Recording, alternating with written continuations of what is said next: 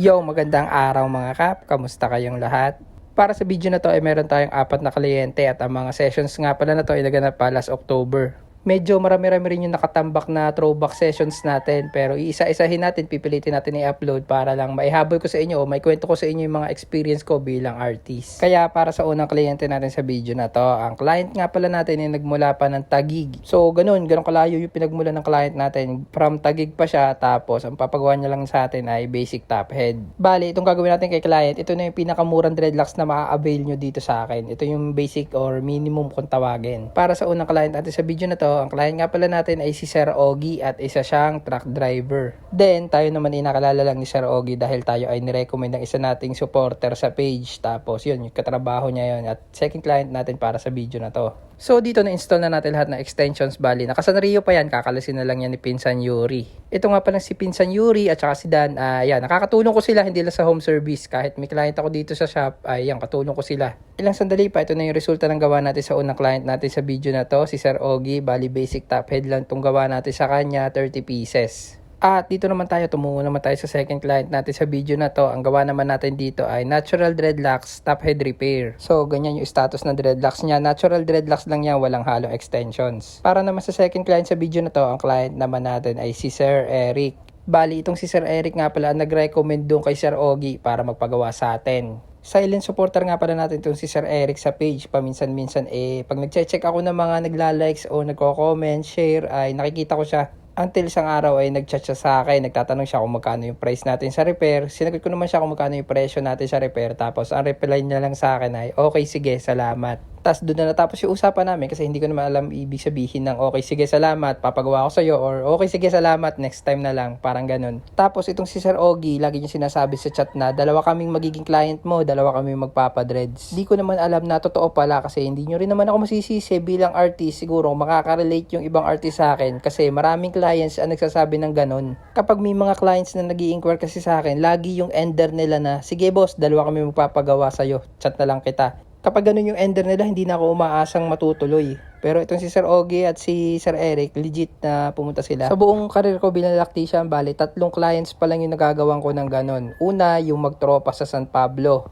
Then, yung magpinsan sa Alitagtag. Tapos ito, si Sir Eric at si Sir Ogie. And the rest ng mga nagsasabi na dalawa kami magpapagawa, mga tropa ko, ganito, ganyan, ay hindi natutuloy. Sa akin naman, bilang artist, pwede nyo naman sabihin kung hindi tayo matutuloy o hindi. Hindi nyo naman kailangan magdahilan ng kung ano-ano at gawin yung mga ganyang bagay. Yung iba kasi sa mga to, alam naman nilang hindi sila tutuloy. Yung iba, naglalakas pa ng loob magpa-schedule. Tapos hingan ko naman ng down payment, ayaw naman nila magbigay. Kung isa ka sa mga client na yon at mapanood mo tong video na to, gusto ko malaman mo na wala naman akong pakialam kung mag-inquire ka sa akin tapos sa iba ka magpagawa. Hindi mo kailangan magdahilan na lahat kayong magpapadreadlocks buong angkan mo kasi hindi naman ako maniniwala dyan. Anyway, balik tayo dito kay client. Ito, tapos na natin yung repair niya. Bale, top head natural dreadlocks nga pala to. At si client, si Sir Eric, ay nagmula pa ng Chaong, Quezon. At dito naman tayo sa pangatlong client natin sa video na to. Bale, ito naman ay home service sa Banay-Banay. At para sa third client natin sa video na to, ang gawa naman natin ay full head basic cornrows at ang client natin ay si Sir Wilner na isang OFW. Itong si Sir Wilner nga pala ay follower din natin sa page. So, every time na may upload tayo ay nanonotify din siya. Itong si Sir Wilner ay first time lang din magpapa-cornrows. Bali, inaalo ko din siya magpa-dreadlocks pero gusto lang daw muna subukan magpa-braids. Hindi pa rin niya trip yung dreadlocks. Nakakatuwa rin nga pala yung araw na to kasi nung araw na to ay may pupuntahan kaming handaan. Sakto doon sa may lugar nila na Banay-Banay. So, sinaglit ko na rin to. Mabilis lang naman kasi yung cornrows. Tumatagal na sila mga 1.5 hour to 2 hours. Kasama ko sa session na to yung misis ko, si Grace, tapos si Pinsan Yuri. After ng session namin dito kay Sir ay diretso na kami dito sa handaan. After natin siya i-cornrows, lalagyan natin siya ng hair mousse. Bali, ang trabaho ng hair mousse na to ay ibababa niya yung mga tikwas-tikwas tsaka pang-moisturize din siya ng anet. Yung iba ay ginagawang part na rin yung hair mousse sa pag-maintenance na kanilang cornrows para mas tumagal. Tapos durag and oil. Yun lang na may mga bagay na kailangan mong gamitin. Makati kasi sa ulo ang cornrows. Personally, nasubukan ko na siya one time. Tapos tumagal lang siya sa akin na 3 days kasi sobrang kati niya. Halos isampas ko yung ulo ko sa pader. Unlike sa dreadlocks na may allowance pa siya sa roots. So, hindi siya hapit na hapit. At matapos ang isa't kalahating oras lang yata, ayan, tapos na natin yung cornrows ni Sir. Bali, full head basic cornrows lang yung gawa natin. Home service sa Banay-Banay. Dito naman tayo sa huling client natin para sa video na to. Ang gawa naman natin dito ay basic top head with red tips. At para sa huling client natin sa video na to, siya ay nagmula pa ng Calamba, Laguna. Siya nga pala si Sir Bu.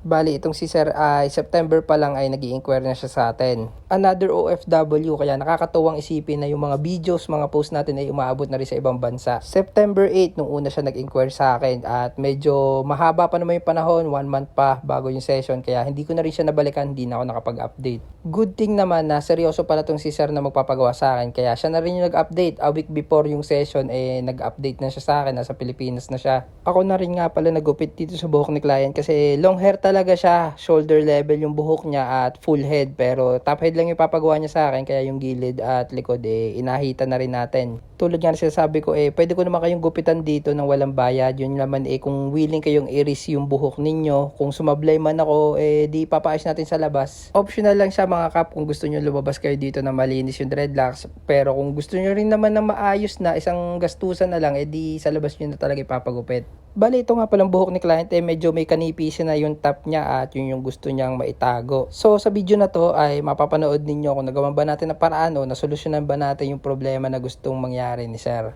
So sa part na to, nakalas na natin yung mga Sanrio, na-install na natin lahat na extensions. Bali 30 pieces yan with red tips. At ito na resulta na session natin para sa huling client natin sa video na to. Kayo na humusga kung gaano kalinis at kapulido yung gawa natin kay Sir. At dito ko na nga rin pala tatapusin tong video na to. Kung umabot ka pa sa part na to ay maraming salamat sa panonood. Para sa mga interested clients dyan within Batangas, ang shop ko po ay located lang sa Lipa City. Open po ako for home service kahit saan. Gumagawa po ako ng dreadlocks, cornrows, braids, and afro curl. Meron po tayong Facebook, YouTube, and TikTok, The Dreadlocks Factory.